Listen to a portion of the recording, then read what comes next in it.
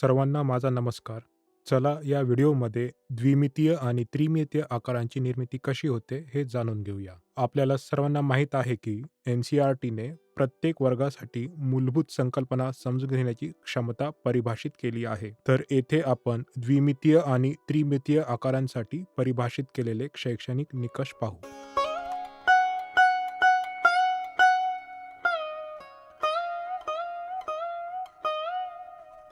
द्विमितीय आणि त्रिमितीय आकारांची संकल्पना कौशल्य आधारित आहे. म्हणूनच द्विमितीय आणि त्रिमितीय आकारांची संकल्पना आपल्याकडे असलेल्या वेळेत प्रतिनिधित्व करण्यासाठी आणि स्पष्ट करण्यासाठी एखाद्याने हे कौशल्य प्रभावीपणे सादर केले पाहिजे. तर या आकारांची रचना स्पष्ट करण्यासाठी आपण भूमितीच्या मूलभूत संकल्पनाचे सहाय्य घेऊ. त्या बिंदू, रेषा आणि समतल आहेत. ते द्विमितीय आणि त्रिमितीय आकारांच्या व्याख्येत देखील आहेत.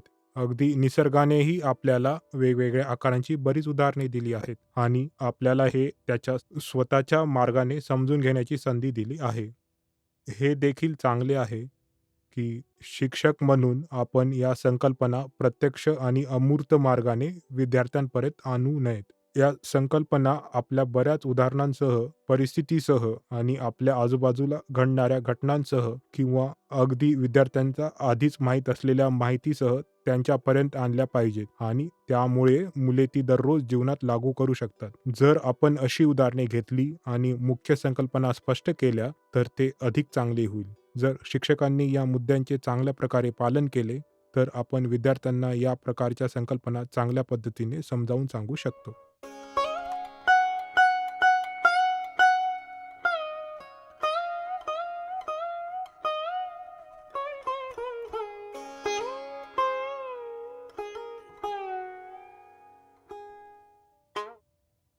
आपण द्विमितीय आकार कसे तयार करतात हे पाहू. यासाठी मी जिओ बोर्डचा वापर प्रशिक्षण सामुग्री म्हणून करीत आहे. आपण येथे पाहू शकतो की हे 5x5 चा जिओ बोर्ड आहे. हा एक सामान्य TLM आहे जो शाळांमध्ये वापरला जाऊ शकतो. जिओ बोर्ड हा इतका सोपा TLM आहे की तो शिक्षकांद्वारे सहजपणे तयार केला जाऊ शकतो. हे जिओ बोर्ड शिक्षकांच्या मार्गदर्शनाखाली विद्यार्थी तयार करू शकतात. याचा वापर करून मी वेगवेगळे आकार तयार करण्यासाठी रबर बँड वापरेन. चांगल्या गुणवत्तेचे रबर बँड वापरणे चांगले आहे कारण कधी-कधी पातळ रबर बँड वापरून तुटू शकतात. म्हणूनच बळकट रबर बँड वापरणे चांगले आहे. तर आपण या जिओ बोर्डवर हा रबर बँड वापरून द्विमितीय आकार कसे तयार करू शकतात ते पाहू. विद्यार्थ्यांनी यापूर्वी वेगवेगळे आकार पाहिले असतील. ते त्यांच्या दैनंदिन जीवनात काही मार्गांनी वापरले असतील. हे चांगले होईल की जेव्हा विद्यार्थी वर्गात येतात, तेव्हा आपण संघ किंवा एखाद्या विद्यार्थ्यास हा जिओ बोर्ड देऊ आणि त्यांना आधीपासूनच माहीत असलेले, पाहिलेले किंवा परिचित असलेले आकार तयार करण्याची परवानगी द्या. जेव्हा अशी संधी दिली जाते, तेव्हा विद्यार्थी चुका करू शकतात किंवा योग्यरित्या आकार तयार करू शकतात. अशा वेळेस शिक्षकांनी काय करावे? त्यांनी मुलांना संधी द्यावी आणि त्यांना आकार तयार करून द्यावा. त्यानंतर ते आकार कसे करावे ते आपण त्यांना प्रात्यक्षिकांसह दर्शवू शकतो. शिक्षकांनो, तुम्हाला या बोर्डवर दिसणारे जे पिवळ्या रंगाचे पिन्स आहेत, तुम्ही त्यांना भूमितीमध्ये वापरलेल्या बिंदूशी सुसंगत करू शकता. म्हणून या बिंदूंना आधार मानून मी 1, 2, 3, 4, 5 सर्व बिंदूंना जोडणारा एक आकार तयार करीत आहे. आता आपल्याला इथे एक आकार मिळेल ज्याला रेषा म्हटले जाऊ शकते. जेव्हा आपण एखादी रेषा तयार करतो, तेव्हा ती रेषा वेगवेगळ्या बिंदूंनी बनलेली असते. या उदाहरणासह आपल्यासमोर एक प्रश्न उभा राहतो आणि तो म्हणजे एका रेषेत किती बिंदू असतात? यानंतर आपण कल्पना करू शकतो की एका रेषेत अनेक किंवा असंख्य बिंदू असतात. आकार करताना आपण लक्षात घेतले पाहिजे की आपण एक बिंदू आधार म्हणून ठेवला आहे. असे समजूया की मी ही पिन आधार म्हणून ठेवली आहे. आता आपण हा बिंदू वापरत आहोत आणि नंतर खालच्या भागात तयार करण्यासाठी आणखी 2 बिंदू वापरू शकतो. आता आपण एक आकार बनवतो आणि आपण निरीक्षण केल्यास कळेल की आपण खाली 2 बिंदू आणि शीर्षस्थानी 1 बिंदू वापरला आहे. तळाशी 2 बिंदू आणि शीर्षस्थानी 1 बिंदू आहेत. हे कोणत्या आकारासारखे दिसते? हे त्रिकोणासारखे दिसते. आता त्रिकोणांविषयी अधिक जाणून घेऊया. जेव्हा या बाजूने पाहिले तेव्हाच त्याला त्रिकोण म्हणतात काय? वरचा बिंदू किंवा शीर्षबिंदू माझ्या दिशेने आहे. समजा मी असे बोर्ड उजवीकडे वळवला, तर काय होते ते पाहूया. आता तिथे असलेला वरचा बिंदू आता या दिशेने निर्देशित करीत आहे. जर आपण तोच बिंदू तळाशी वळवला तर आपल्याला हाच त्रिकोण वेगळ्या पद्धतीने दिसेल. म्हणजेच निर्धारित केलेल्या बिंदूला वेगवेगळ्या बाजूनी बनवल्यास आपण त्रिकोणाचे वेगवेगळे दिशानिर्देश मिळतील. या उदाहरणासह आपण त्यांना ही संकल्पना अधिक चांगल्या प्रकारे दर्शवू शकतो. येथे लक्षात घेण्यासारखी गोष्ट आहे म्हणजे आपण एक बिंदू आधार म्हणून ठरवला आणि दुसऱ्या बिंदूला रेषेच्या मदतीने जोडला. त्याचप्रमाणे त्या बिंदूपासून आपण दुसऱ्या बिंदूशी आणि नंतर निर्धारित बिंदूशी जोडले. म्हणजेच आपण या 3 बिंदूंना जोडण्यासाठी अशा 3 रेषा वापरल्या आणि त्रिकोण तयार केला. यापुढे आपण जर अशा 4 बिंदूंनी जोडले तर आपल्याला कोणता आकार मिळतो ते पाहू. आता मी तयार केलेल्या या आकारात तुम्हाला दिसत असताना रेषा समान लांबीच्या आहेत की वेगवेगळ्या आहेत? जर आपण लक्षपूर्वक पाहिले तर आपल्याला कळेल की या आकाराच्या कोणत्याही नजीक 2 बिंदूमधील अंतर समान आहे. तर हा आकार बघून आपण समजावून घेऊ शकतो की हा आकार 4 रेषांनी बनलेला आहे आणि त्या समान लांबीच्या आहेत. या वैशिष्ट्यामुळे आपण या आकारास चौरस म्हणू शकतो. जर आपण लक्ष देऊन पाहिले तर आपल्याला कळेल की आपण तयार केलेल्या प्रत्येक आकारात शिरोबिंदू, बाजू आणि कोन असतात. म्हणून चौरसामध्ये आपल्याला किती शिरोबिंदू दिसतात? आपल्याला एका चौरसामध्ये 4 शिरोबिंदू दिसतात. या शिरोबिंदूबरोबरच आपण चौरसात 4 बाजू असलेल्या देखील पाहतो. आपल्याला चौरसात हे बघून घेणे आवश्यक आहे की या बाजू सरळ आणि लंब आहेत. आपल्याला लक्षात येऊ शकते की आपण हा आकार कोणत्याही दिशेने वळविला तरीही वैशिष्ट्य समान राहतील. जेव्हा आपण त्रिकोण फिरवला तेव्हा आपल्याला लक्षात आले की तो आकार त्याचं मूलभूत स्वरूप बदलत आहे. तथापि, जेव्हा एखादा चौरस वळविला तेव्हा आकार आणि त्याची मूलभूत वैशिष्ट्ये समान राहतात. जर आपण लक्षपूर्वक पाहिले तर आपल्याला कळेल की सर्व बाजू आणि त्यांनी एकमेकांशी तयार केलेले सर्व शिरोबिंदूपाशीचे कोन समान आहेत. म्हणूनच आपण याला काटकोन म्हणतो. सर्वांना माहीत आहे की जेव्हा एखादा कोन 90 अंशाचा असतो तेव्हा त्याला काटकोन म्हणतात.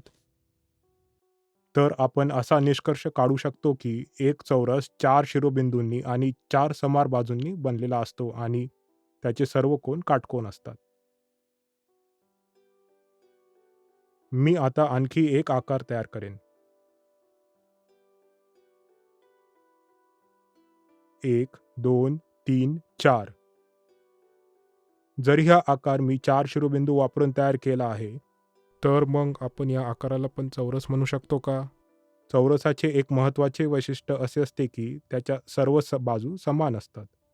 जेव्हा आपण येथे दिसणारा आकार पाहतो, तेव्हा आपल्याला काही फरक दिसतो का? सर्व बाजू किंवा रेषांची लांबी समान आहे का? नाही.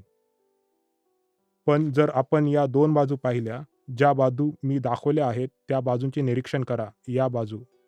या बाजू काय आहेत? त्यांना काय म्हणतात? त्यांना विरुद्ध बाजू म्हणतात.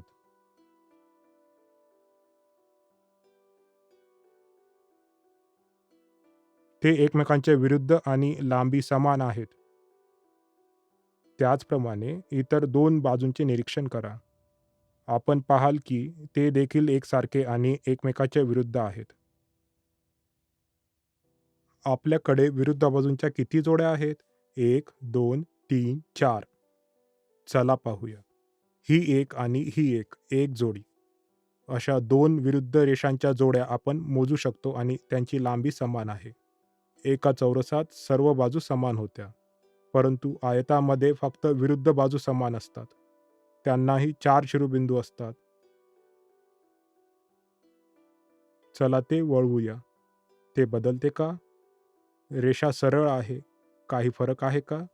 या दिशेने काही फरक आहे का? याला आयत देखील म्हणतात. फक्त आडव्या दिशेनेच पाहिले तर ते आयत आहे, असे नाही. जर आपण उभ्या दिशेने पाहिले तरी ते आयत आहे. सर्व बाजू सरळ असल्याने आणि सर्व कोन 90 अंशांचे आहेत आणि ते काटकोन आहेत. आपण 3 शिरोबिंदू जोडून एक त्रिकोण तयार केला आणि 4 शिरोबिंदू जोडून एक चौरस आणि एक आयत तयार केला. त्याचप्रमाणे आकारात अधिक शिरोबिंदू जोडून आपण वेगवेगळे आकार तयार करू शकतो. आपण ते 5 बिंदू, 6 बिंदू किंवा 7 बिंदू वापरून देखील करू शकतो. अशा प्रकारे आपण असंख्य आकार बनवू शकतो.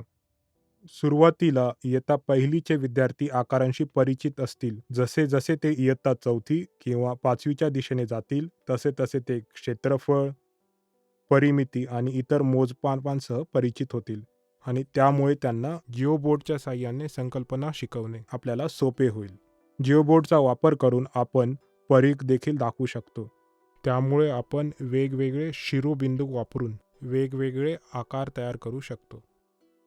कधी-कधी वर्गात जर आपण हा जिओबोर्ड विद्यार्थ्यांच्या गटाला दिला आणि त्यांना आकार तयार करण्यास सांगितले, तर कदाचित ते एखाद्या विशिष्ट पद्धतीने आकार तयार करू शकत नाहीत, परंतु त्यांच्या मनात आलेले आकार ते बनवू शकतात. चला असे एक उदाहरण पाहू. मुले कदाचित रबर बँड खेचतील आणि त्यांना वाटेल की त्या मार्गाने ते पिन्सवर लावतील. जर आपण त्याचे निरीक्षण केले, तर कदाचित हे नियमितपणे नसेल, कारण हे वेगवेगळ्या दिशानिर्देशांमध्ये दिसत आहे. तर आपण जिओबोर्डचा वापर करून त्यांना सांगू शकतो की ते नियमित आकार तयार करू शकतात, ज्यात शिरोबिंदूंची संख्या निश्चित असते. तसेच अनियमित आकार तयार करू शकतात, ज्यात शिरोबिंदूंची संख्या अनिश्चित असू शकते.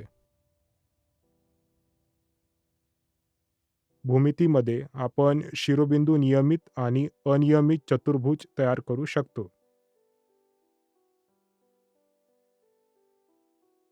जर आपण पुढे जाऊन दुसरा आकार तयार केला, तर समजा तो आकार आहे.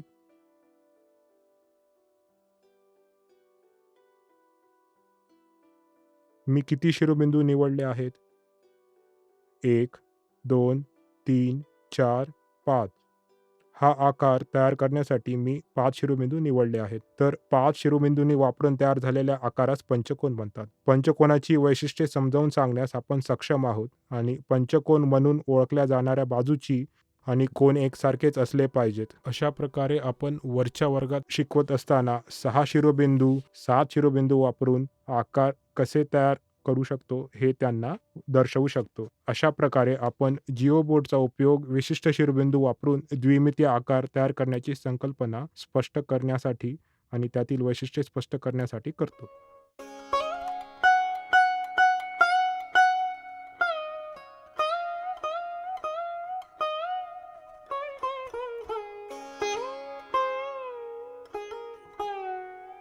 जसे-जसे आपण पुढे जात आहोत, तसे-तसे आपल्याला कळते की आपण जिओबोर्डचा 2 भिन्न मार्गाने वापर करू शकतो. जिओबोर्डच्या एका बाजूला आपण शिरोबिंदू आणि बाजूंनी बनवलेल्या आकाराबद्दल शिकू शकतो आणि दुसऱ्या बाजूला आपण वर्तुळ आणि त्यामधील गुणधर्मांचे वक्र असलेले आकार शिकू शकतो. याची रोजच्या जीवनातील उदाहरणे म्हणजे नाणी, बांगड्या किंवा मुलांना खेळामध्ये वापरलेल्या झालेल्या टेनिकोइट रिंग्स आहेत. आपण बरेच आकार बनवू शकतो आणि ते मुलांना दाखवू शकतो. आता जिओबोर्डची दुसरी बाजू पाहू. आता मी काय करण्याचा प्रयत्न करीत आहे याचे तुम्ही निरीक्षण करा.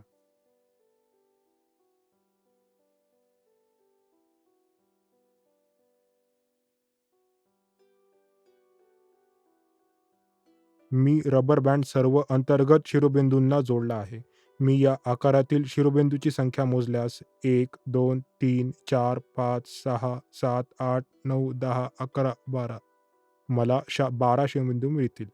म्हणून मी आपल्याकडे असलेल्या सर्व 12 आतील शिरोबिंदूंशी एका विशिष्ट दिशेने रबर बँड जोडला आहे. असे केल्याने आपल्याला एक आकार प्राप्त होतो, ज्याला आपण वर्तुळ म्हणू शकतो. तुम्हाला उत्सुकता असेल की हा आकार प्राप्त झाल्यानंतर या आकाराच्या मध्यभागी एक बिंदू आहे. आपण या बिंदूचे निरीक्षण केल्यास तुम्हाला लक्षात येईल की हा बिंदू आणि आपण आता तयार केलेला आकार एकमेकांशी संबंधित आहेत. आपण सर्वांना माहीत आहे की हा बिंदू कोठे आहे. तो आकाराच्या मध्यभागी आहे. तुम्ही या बिंदूभोवतीची रेषा पहा, ती सरळ आहे की गोलाकार आहे. आपण समजू शकतो की ही रेषा सरळ नाही, तर वक्ररेषा आहे. ही वक्ररेषा देखील निश्चित दिशेने प्रवास करीत आहे. आपण हे देखील लक्षात घेऊ शकतो की सर्व शिरोबिंदू वापरून देखील ही वक्ररेषा आणि मध्यबिंदू यामध्ये समान अंतर आहे. म्हणून आपण ही पद्धत प्राथमिक शाळेतील मुलांसाठी वर्तुळ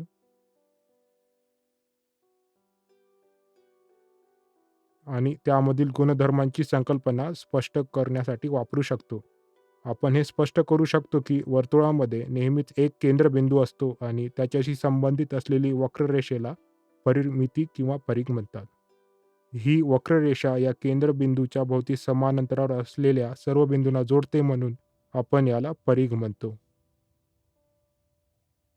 आपण याला परिघ म्हणतो कारण ही रेषा या आकारास पूर्ण करते.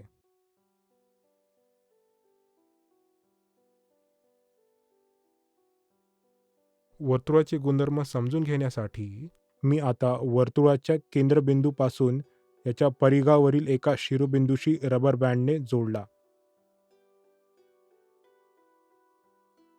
ही रेषा जी आपण दोन बिंदूंना जोडण्यासाठी वापरतो ती आपल्याला खूप महत्त्वाची माहिती देते.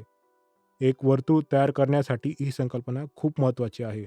याला आपण काय म्हणतो? आपण याला त्रिज्या म्हणतो. फक्त ही एक रेषा वर्तुळाची त्रिज्या आहे का? नाही. हे समजून घेण्यासाठी आपण केंद्रबिंदूपासून एक दुसरे रबर बँड परिघावरील दुसऱ्या शिरोबिंदूशी जोडू शकतो. आता आपल्याला लक्षात येते की जोडलेल्या रेषा एकाच लांबीच्या आहेत. पुढील प्रश्न आहे की आपण एका वर्तुळाच्यासाठी किती त्रिज्या काढू शकतो? आपण कित्येक त्रिज्या रेखाटू शकतो आणि हे दर्शवू शकतो की ते सर्व केंद्रबिंदूत सुरू होतात व परिघापर्यंत जातात आणि त्या सर्वांची लांबी समान असते. आता आपण काय करावे? चला अजून एक गोष्ट करूया. मी परिघाच्या एका बिंदूपासून रबर बँडला परिघाच्या विरुद्ध बिंदूशी जोडलेले आहे, जे एका रेषे प्रतिनिधित्व करते. आपण पूर्वी पाहिले की जेव्हा मध्यबिंदूपासून परिघाकडे एक रेषा काढली जाते, तेव्हा ती त्रिज्या असते. हे आपण शिकले आहे. आता आपल्याला उलट बिंदूपर्यंत वाढलेली ती रेषा केंद्रबिंदूमधून जाताना दिसते. जर आपण निरीक्षण केले तर ती रेषा त्रिज्येच्या दुप्पट लांबीची आहे हे आपल्याला कळेल. म्हणून परिघाच्या एका बिंदूपासून त्याच्या विरुद्ध बिंदूपर्यंतच्या वर्तुळाच्या केंद्रामधून जाणाऱ्या रेषेला व्यास म्हणतात.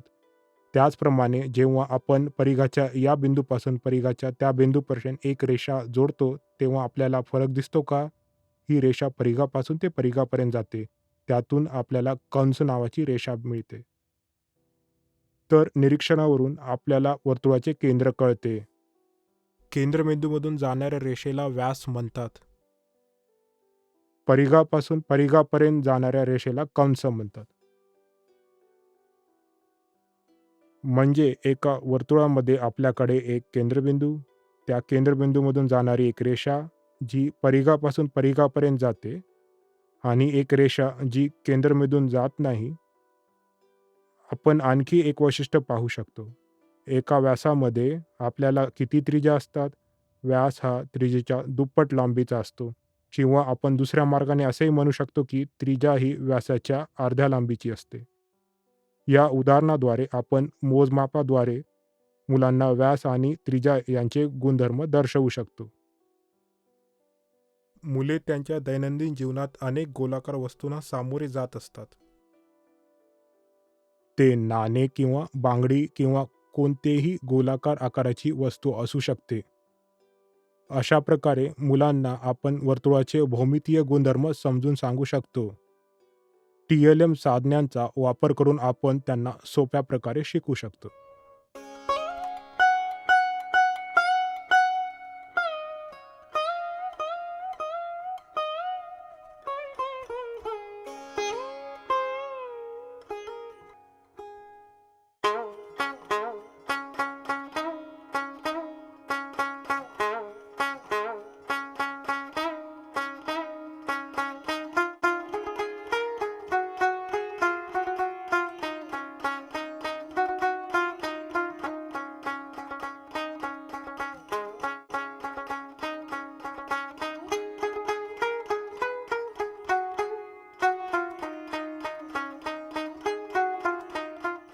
आपण जिओबोर्डचा वापर केला आणि वेगवेगळे द्विमितीय आकार तयार करण्यास शिकलो. जेव्हा आपण सामान्यतः परिमाण हा शब्द वापरतो, तेव्हा आपल्याला एक प्रश्न पडतो जो अगदी नैसर्गिक आहे आणि तो म्हणजे परिमाण म्हणजे काय? परिमाण हे दुसरे काही नसून मोजमाप आहे.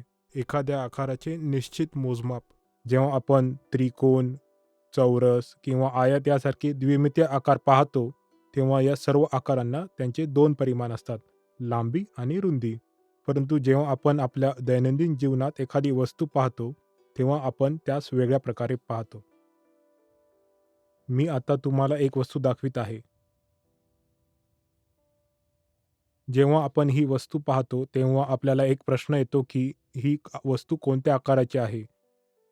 येथे हे ओळखले जाऊ शकते, की ही वस्तू आहे त्या आकाराची आहे. परंतु जेव्हा आपण बारकाईने निरीक्षण करतो, तेव्हा आपल्याला हे समजते, की जेव्हा आपण समोरून पाहतो, तेव्हा वस्तू आयताच्या आकारात दिसते.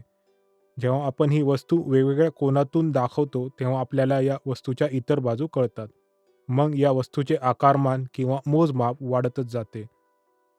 आता आपण विविध कोनातून वस्तू पाहू शकू. जेव्हा आपल्याला ही वस्तू वेगवेगळ्या कोनात दिसेल, तेव्हा आपल्याला बरेच आयत दिसतील. तर मग आपण याला आयत म्हणू शकतो का? नक्कीच नाही. यावरून आपण त्रिमितीय वस्तूंबद्दल जाणून घेऊ शकतो. जेव्हा आपण त्रिमितीय वस्तूंकडे पाहतो, तेव्हा मी एक बाजू पाहू शकतो आणि तुम्ही सुद्धा एक बाजू पाहू शकता. आपण मागे असलेली बाजू पाहू शकत नाही आणि तळाची बाजू पण दिसत नाही. तर प्राथमिक शाळेतल्या मुलांना सोप्या पद्धतीने या त्रिमितीय संकल्पना शिकवण्यासाठी आपण कागदावर काही कात्रणे बनविली आहेत आणि त्रिमितीय जाळी बनवली आहेत. ही त्रिमितीय जाळी द्विमितीय आहेत, परंतु मुलांना त्रिमितीय संकल्पना शिकवण्यात ती आपल्याला मदत करतील.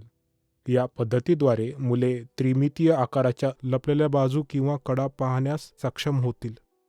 ते काही लपलेल्या बाजू, कडा किंवा बिंदू असू शकतात. मुले ती सहजपणे पाहू शकतात. एक-एक करून काही उदाहरणे पाहूया. मी ही त्रिमितीय वस्तू पहिले उदाहरण म्हणून घेतले आहे. जेव्हा आपण ही वस्तू पाहतो, तेव्हा आपण ती परिमाण पाहू शकतो. इथे आपण पाहिले की जे पाहतो त्याला लांबी म्हणतात. या बाजूला रुंदी म्हणतात आणि ही बाजू किंवा रेषा या वस्तूला उंची किंवा खोली देते. अशा प्रकारे आपल्याला त्रिमितीय वस्तूचे 3 परिमाण मिळतात. आपण पूर्वी शिकलेल्या आकारांमध्ये ही बाजू कोणत्या आकाराची दिसते? ते आयतासारखे आहे. परंतु आपण फक्त एक बाजू पाहण्यास सक्षम आहोत. जेव्हा आपण हे फिरवणे सुरू करतो, तेव्हा आपण दुसरा आयत, तिसरा आयत आणि चौथा आयत पाहू शकतो. आपल्याकडे एक पृष्ठ शीर्षस्थानी आहे आणि दुसरे तळाशी असेल. म्हणून जेव्हा आपण ही वस्तू सर्व दिशांनी पाहतो, तेव्हा आपल्याला 6 बाजू दिसतात. जेव्हा आपण द्विमितीय आकार पाहिले, तेव्हा आपल्याला 2 परिमाण पाहण्यास मिळाले. परंतु 6 दिशांना देखील आपल्याला आयताकार बाजू पाहायला मिळाल्या. म्हणून जेव्हा आपल्याला एखाद्या वस्तूला 6 आयताकार बाजू असतात, तेव्हा त्याला आपण घन म्हणतो. घनाला नेहमी 3 परिमाण असतात. मी आधी सांगितल्याप्रमाणे हे 3 परिमाण लांबी, रुंदी किंवा खोली असू शकतात. मग आपण किती पृष्ठभाग पाहिले? आपण येथे 6 पृष्ठभाग पाहू शकतो. या पृष्ठभागाचे आकार काय होते? या वस्तूंमध्ये ते पृष्ठभाग आयताकृती आकाराचे होते. या रेषा आणि बिंदू आहेत. आपण येथे रेषा किंवा बाजू पाहू शकतो आणि आपण हे बिंदू पाहू शकतो. येथे ज्यामध्ये या बाजू एकमेकांना छेदतात त्यांना शिरोबिंदू म्हणतात. या रेषा एकमेकांना ज्या बिंदूमध्ये भेटतात त्यांना शिरोबिंदू म्हणतात. आपल्याकडे तसे किती शिरोबिंदू आहेत? 1, 2, 3, 4. जेव्हा आपण असे शिरोबिंदू मोजतो, तेव्हा आपल्याला कळते की समोरच्या पृष्ठभागावर 4 शिरोबिंदू आहेत आणि त्याचप्रमाणे मागील पृष्ठभागावर 4 शिरोबिंदू आहेत. आपण हे बिंदू उजव्या बाजूला किंवा बाजूच्या पृष्ठावर देखील पाहण्यास सक्षम आहोत. म्हणून आपण असा निष्कर्ष काढू शकतो की आपल्याला 6 आयताकृती पृष्ठभाग आणि 8 शिरोबिंदू आहेत.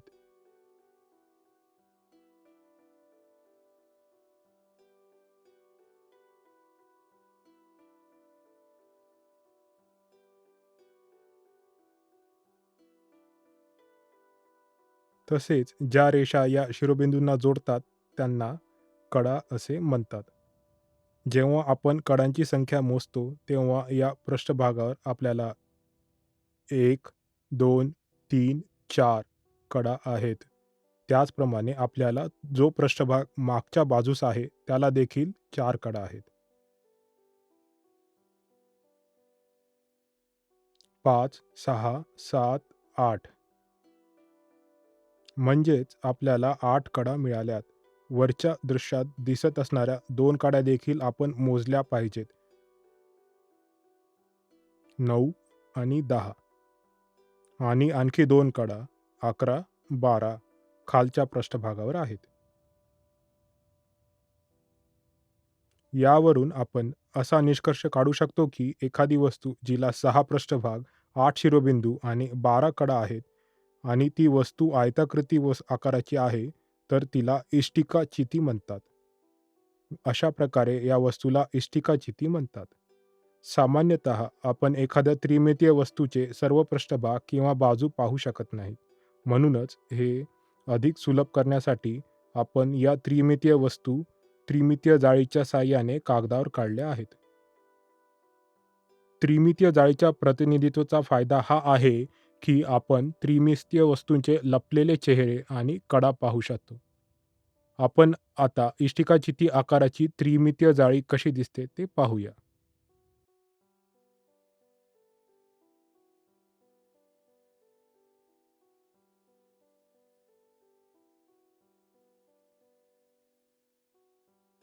आपण येथे निरीक्षण केल्यास आपल्याला आयताकार दिसेल.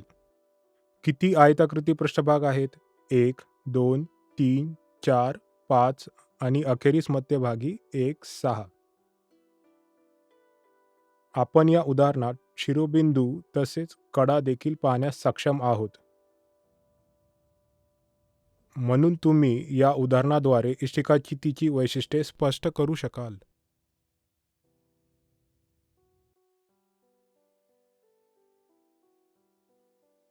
जेव्हा आपण या आकारात कापलेल्या कागदाची घडी घालण्यास प्रारंभ करतो, तेव्हा आपल्याला इष्टिकाचिती मिळू शकते.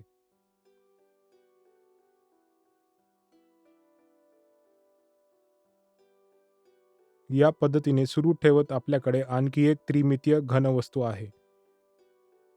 हे कोणत्या आकारासारखे आहे? या वस्तूला देखील 3 परिमाण आहेत.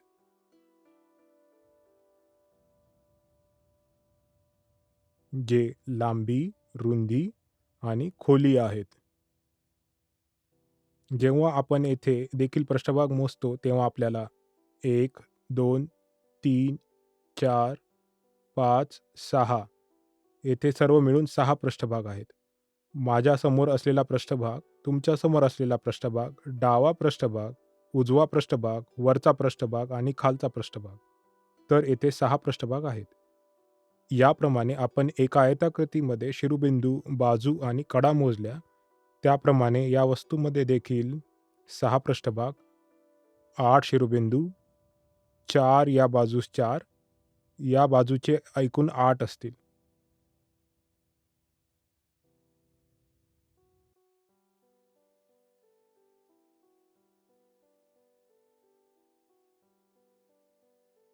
शिरोबिंदू दरम्यानच्या अंतराला कडा असे म्हणतात.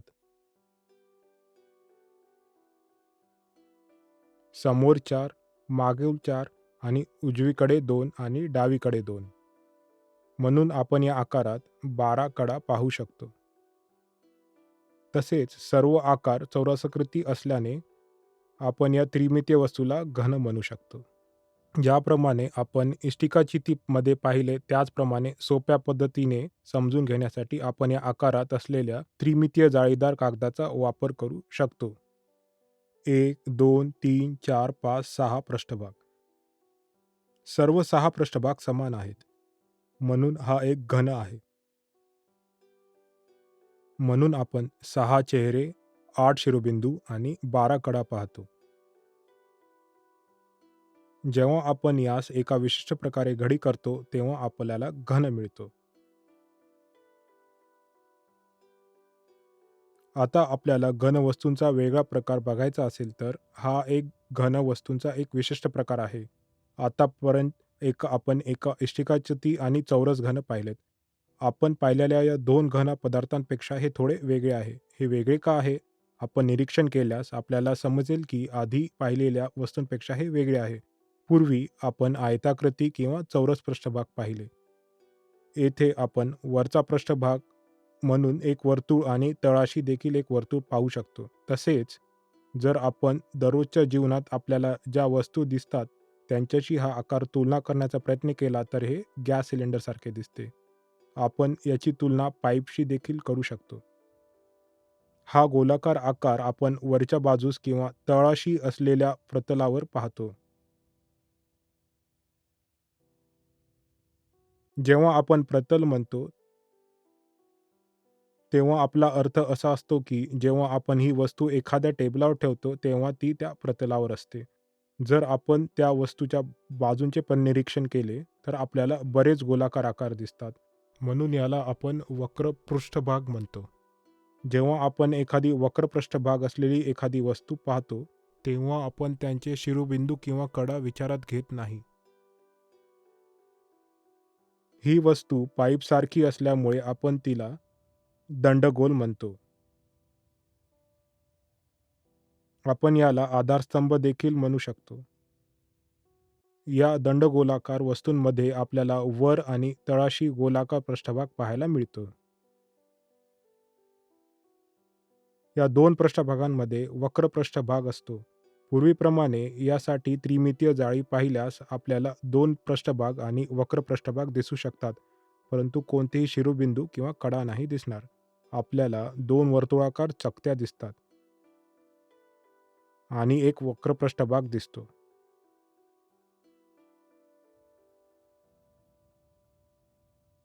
आपण येथे फक्त पृष्ठभाग पाहू शकतो, शिरोबिंदू किंवा कडा पाहू शकत नाही. सहसाला प्रत्येकाला आईस्क्रीम आवडते. आईस्क्रीम खायला गेल्यावर आपण शंकू हा शब्द वापरतो. पुढील वस्तू ज्याची आपण चर्चा करणार आहोत, तो एक शंकू आहे. जेव्हा आपण शंकूची खालची बाजू पाहतो, तेव्हा आपल्याला एक गोलाकार पृष्ठभाग दिसतो. आता जर आपण एखाद्या वर्तुळाची आणि केंद्रबिंदूची कल्पना केली, तर ज्याची त्रिज्या कमी होत जाते, तसेच एकच केंद्रबिंदू असलेला गोलाकार पृष्ठभाग तयार करीत राहिलो, तर ते एका बिंदूवर येऊन मध्यभागी भेटतील.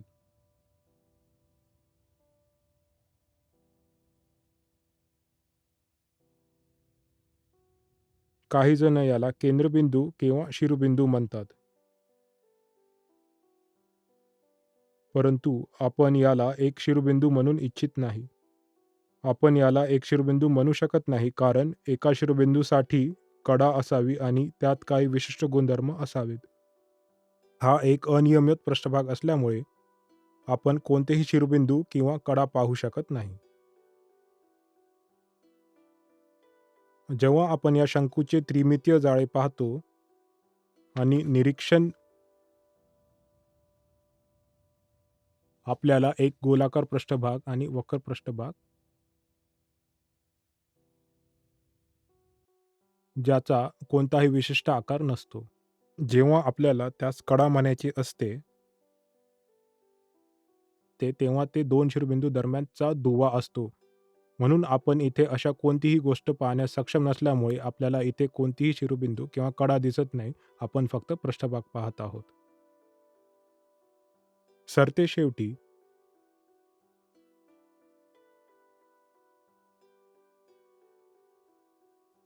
आपण अशा एका आकृतीकडे आलो जे सामान्यतः मंदिरात किंवा मोठ्या रचनांमध्ये दिसतात. आपण इजिप्तमध्ये असे आकार पाहण्यास सक्षम आहोत, जिथे त्यांनी या आकाराच्या थडग्या बांधल्या आहेत आणि त्यास सूची म्हणतात. जेव्हा आपण त्रिकोणी पृष्ठभाग पाहतो, तेव्हा आपल्याला किती त्रिकोणी पृष्ठभाग दिसतात? एक पृष्ठभाग तुमच्या समोर आहे, एक पृष्ठभाग माझ्याकडे आहे, एक डाव्या बाजूला आणि एक उजव्या बाजूला आहे आणि सर्व मिळून 4 त्रिकोणी पृष्ठभाग आहेत. जेव्हा आपण खालच्या पृष्ठभागाचे निरीक्षण करतो, तेव्हा आपल्याला चौरसाकृती पृष्ठभाग असल्याचे दिसते.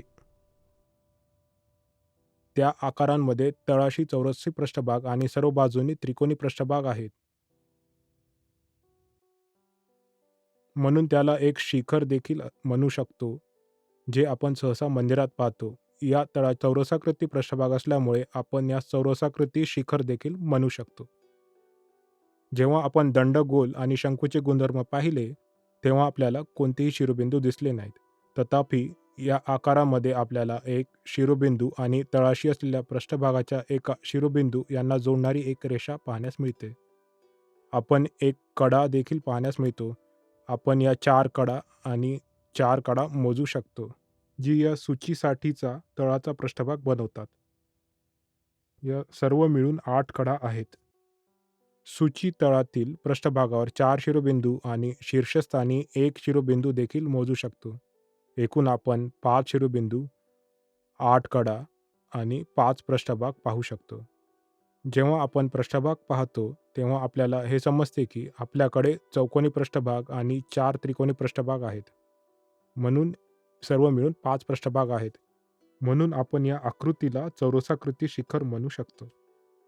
जर आपण पाहिले की हे त्रिमितीय जाळी किंवा द्विमितीय आकारात कसे दिसते, तर आपल्याला तळाची एक चौरसाकृती पृष्ठभाग पाहू शकतो आणि 4 त्रिकोणी पृष्ठभाग पाहू शकतो. 1, 2, 3, 4 त्रिकोणी पृष्ठभाग आणि एक चौकोनी पृष्ठभाग. जेव्हा आपण त्यास एका विशिष्ट मार्गाने घडी घालतो, तेव्हा आपल्यास एक सूची किंवा चौरसाकृती शिखर मिळते. याप्रमाणे आपण द्विमितीय आकृत्या वापरून त्रिमितीय आकारांचे प्रतिनिधित्व करू शकतो. सर्व आकार हे बिंदू, रेषा आणि प्रतल यांनी बनलेले आहेत. बिंदू, रेषा आणि प्रतलाचा वापर करून आपण द्विमितीय आकार तयार केले. हे द्विमितीय आकार वापरून आपण त्रिमितीय आकार तयार करू लागलो. प्रत्येक आकृती भौमितिक वैशिष्ट्यांपासून बनलेली असते आणि तिचे स्वतःचे वैशिष्ट्य असते. जेव्हा आपण आपल्या आजूबाजूला पाहतो, तेव्हा देखील आपल्याला या आकृत्या नजरेस येतात.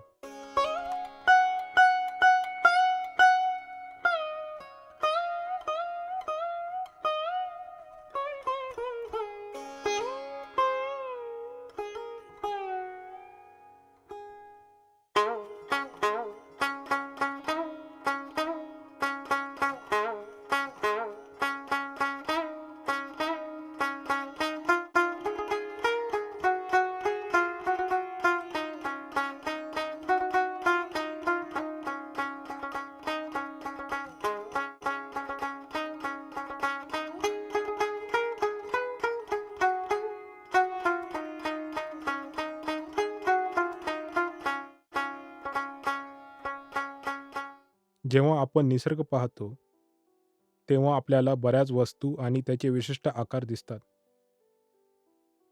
जेव्हा आपण या आकारांचे विश्लेषण करतो, तेव्हा त्या सर्वांची स्वतःची विशिष्ट वैशिष्ट्ये असतात. जरी आपण एखादी इमारत किंवा कोणत्याही निर्मितीचे बांधकाम करीत असतो, तेव्हा आपण रांगोळी काढतो, तेव्हा आपल्याला बिंदू दरम्यानच्या अंतरांची बरोबर रेषांची काळजी घेणे आवश्यक असते. त्याशिवाय आपण त्यास तयार करू शकणार नाही. जरी आपण कपड्यांच्या दुकानात गेलो, तरी आपण विशिष्ट आकृती तयार करण्यासाठी मोजमाप घेतो. याचप्रमाणे आपण रोजच्या जीवनात असे वेगवेगळे आकार आपल्यास दिसतात. आपल्या दैनंदिन जीवनात किंवा अगदी आपल्या परिचित असलेल्या आकारांसह या गोष्टींचा वापर करून आपण मुलांना अधिक चांगल्या प्रकारे समजून सांगू शकू. यांना आधी शिकलेली माहिती लक्षात घेऊन त्यांना या द्विमितीय आणि त्रिमितीय वस्तूंची संकल्पना शिकवण्यास सक्षम होऊ. या सर्व आकारांचा आणि उदाहरणांचा उपयोग करूनही विद्यार्थी चुकीच्या मार्गाने ते शिकण्याची शक्यता असू शकते. शिक्षकांनी त्यांच्या पातळीवर सर्वोत्कृष्ट प्रयत्न करूनही कदाचित विद्यार्थी स्पष्टपणे द्विमितीय आणि त्रिमितीय आकाराशी संबंधित काही संकल्पनांची कल्पना करण्यास सक्षम नसतील. यामुळे बराच गोंधळ होऊ शकतो. मी पूर्वी म्हटल्याप्रमाणे जेव्हा आपण एक इष्टिकाचिती दर्शवितो, तेव्हा आपल्याला उत्तर मिळते की ते आयत आहेत. परंतु आयत आणि इष्टिकाचितीमध्ये बरेच फरक आहेत. म्हणजे प्रतलावरील आकार आणि घन यामध्येही बरेच फरक असतील. एक घन जरी प्रतलातील आकाराने बनलेले आहेत, तरी प्रतलावरील आकार सामान्यतः 2 पृष्ठभाग आणि घनमध्ये नेहमीच 6 पृष्ठभाग असतात. शिक्षकांनी याची दखल घेऊन विद्यार्थ्यांना हे सोप्या पद्धतीने आणि चांगल्या पद्धतीने समजून सांगावे. जेव्हा शिरोबिंदू, कडा किंवा पृष्ठभाग या संकल्पना समजून सांगायच्या असतात, तेव्हा विद्यार्थ्यांना अधिक स्पष्टता दिली पाहिजे. कधी-कधी शिरोबिंदू किंवा मध्य शिरोबिंदू योग्यरित्या ओळखताना शिक्षकही गोंधळात पडतात. याप्रमाणे जेव्हा आपण प्रतलावरील वस्तू आणि घन या दरम्यानचा फरक स्पष्ट करतो,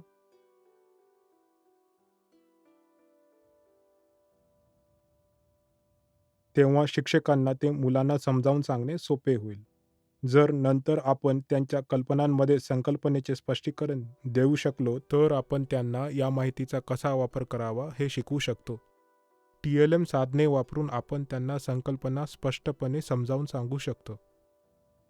आणि त्या संकल्पनाचा वापर कसा करायचा हे देखील आपण त्यांना सांगू शकतो. हेच सांगण्याचा आपण या व्हिडिओमध्ये प्रयत्न केला आहे. धन्यवाद.